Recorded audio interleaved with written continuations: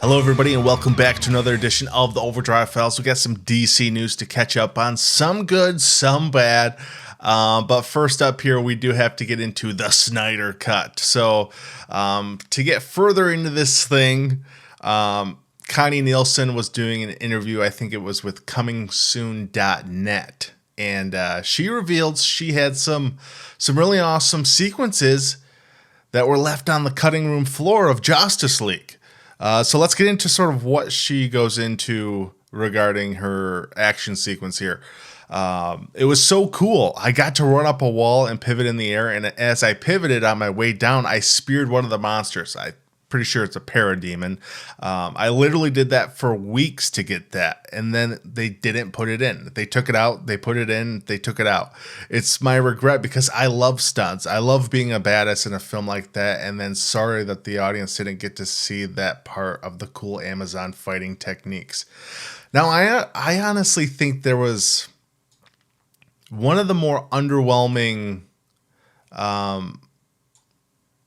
sequences I thought from the theatrical version of Justice League was that sequence on Themyscira, where Steppenwolf, he arrives in the boom tube and he's trying to capture one of the mother boxes. I thought that whole sequence was kind of underwhelming, especially the fact that you have all these Amazonian women with all these powers and abilities, and I just didn't think it was that visually interesting as far as like the fighting sequences and stuff like that. Now, Queen Hippolyta, played by Connie Nielsen, I think is just a fantastic casting choice. Ever since I saw her in Gladiator, like I always thought that actress, and I don't know, maybe she's in some stuff way back in the day in the 90s or 80s that I'm unaware of that she's just awesome in. But ever since I saw Gladiator, I thought she was a phenomenal actress. And when they cast her as Hippolyta, I was like, oh my God, that's like the perfect choice to play Diana's mother. But it's a shame. And it's just the pile of stuff that's not included or that was removed from Zack Snyder's version is just it's starting to stack up a mountain high at this point, and it's just appearing to be almost an entirely different movie.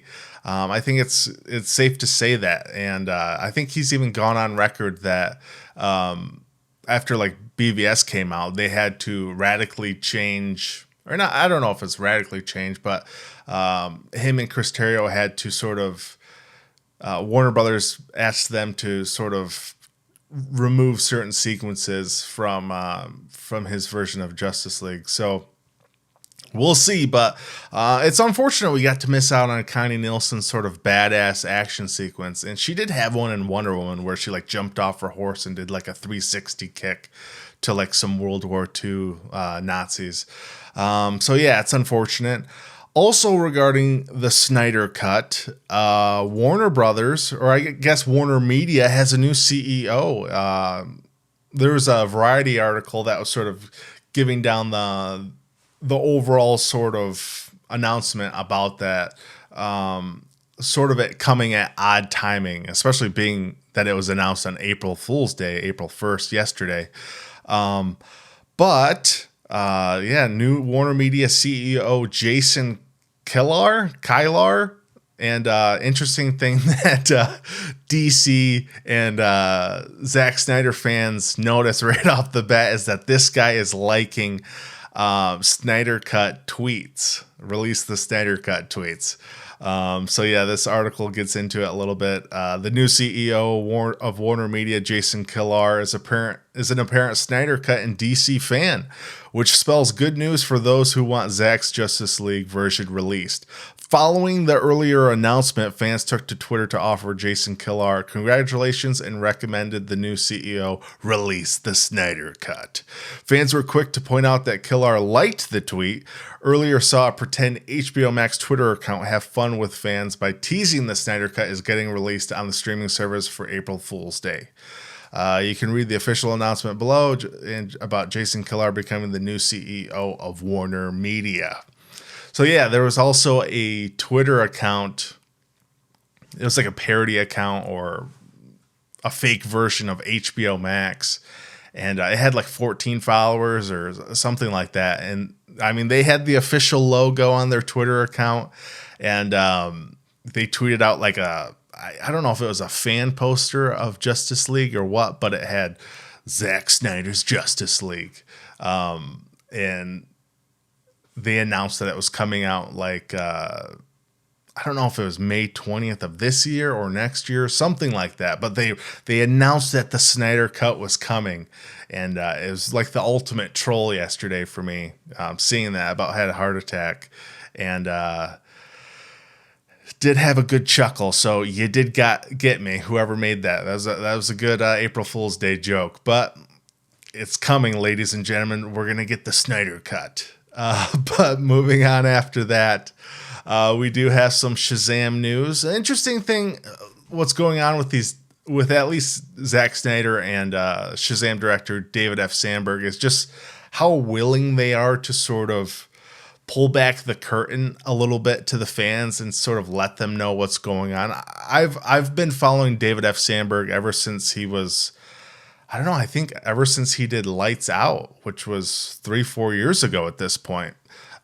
Just sort of following this guy's career from being the guy would like make little short films, like short horror films in his apartment. And that somehow got James Wan's attention and was turned into a feature film, which is really cool. But David F. Sandberg does give an update regarding the Shazam sequel. And they were supposed to start filming this week, but we do have a quote here. He says, "We'll see how long this goes," regarding the whole coronavirus and the shutdown of film productions. Because, I mean, we're going to start shooting this year, but, I mean, who knows how long this will go on. I mean, it feels like every movie gets delayed now, so we'll see what happens with Shazam. But so far, I've been working on the script. We can still do that. So that's being done. And then, yeah, we'll look and just see in a couple months how it looks, you know. And then they do say here, this is from Cineblend. It's an honest and fair update from the filmmaker behind the 2019 superhero flick. Shazam 2 is currently expected to begin filming in early summer to get ready for its release date, exactly 2 years from now, April 1st, 2022. The prior film went through a 4-month shoot and wrapped shooting just shy of a year before its release date so far. Cancellations have not been impeded much farther into the summer than June, but as of right now, it's tough to tell if more pushbacks will be necessary. So yeah, we're starting to see the domino effect of this whole thing just really starting to, affect the releases of not only movies that are about to come out, but movies that are, on the horizon for the next year or two. And, it's kind of a real bummer. And I really enjoyed Shazam for what it was. It's this really fun family comedy superhero flick. It had a lot of heart too. I really enjoyed that, especially the stuff with Billy and his mom and, the whole orphan aspect of it. I thought they did a really good job at kind of pulling on the heartstrings with all that stuff.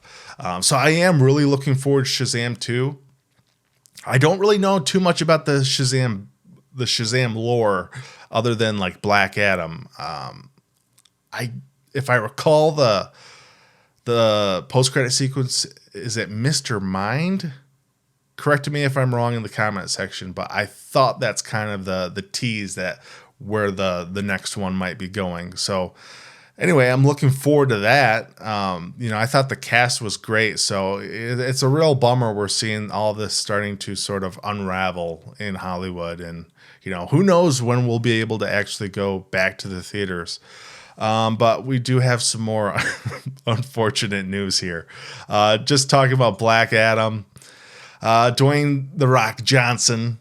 Can you just say Dwayne Johnson, or you got to say Dwayne "The Rock" Johnson? He's talking about Black Adam being delayed at this point. So yeah, this is from Cosmic Book News, but I think he went on his Instagram or something and held a live Q&A Instagram where he talked about Black Adam. But this gets into Black Adam filming may be delayed due to the coronavirus, says Dwayne Johnson, which would join a long list of movies and TV shows that have seen production halted. His quote is right here. "I'm very excited about Black Adam, by the way. I've been training very, very hard for that role," said Johnson. "We're supposed to start shooting it in the summer in July, about the same time as Shazam, and we'll see. I'm not quite too sure if it's still going to happen, or at least if we'll start shooting in July, but it'll all work out the way it's meant to work out." Black Adam slated for December 22nd, 2021. So before Shazam, about 4 months before Shazam. So the domino effect is in full effect, ladies and gentlemen, and it's just a real bummer for all of us fans of movies and television, and yeah, even TV shows. It's affecting, so it's a real bummer. But anyways, guys, let me know your thoughts down below regarding all the Snyder Cut info, the new WarnerMedia CEO, whether you think he's going to release the Snyder Cut or not. Let me know down below.